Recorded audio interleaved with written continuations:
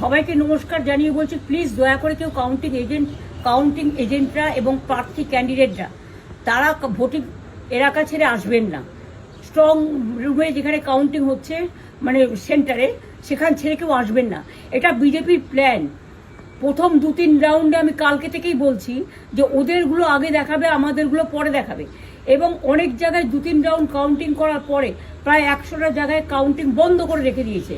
এবং কল্যাণীতে ধরা পড়েছে 7টা মেশিন, যেখানে কোনো মিল নেই।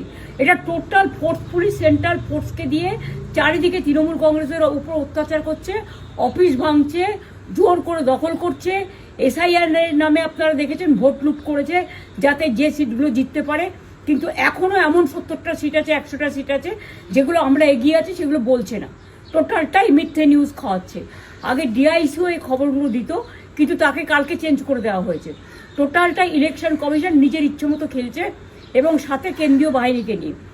এবং আমাদের পুলিশরা টোটাল মাথা নত করে কেন্দ্রীয় বাহিনীর আন্ডারে কাজ করছে।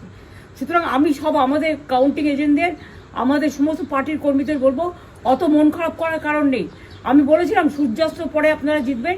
3 রাউন্ড 4 রাউন্ড কাউন্ট হলেও এটা 14 রাউন্ড থেকে 18 রাউন্ড কাউন্ট হয়, তখন আপনারা জিতবেন।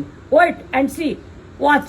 আমরা সবাই আপনাদের সাথে আছি, আপনারা কেউ ভয় পাবেন না, নিশ্চিন্তে থাকুন। আবার বাঘের বাচ্চার মতো লড়াই করে যাবো।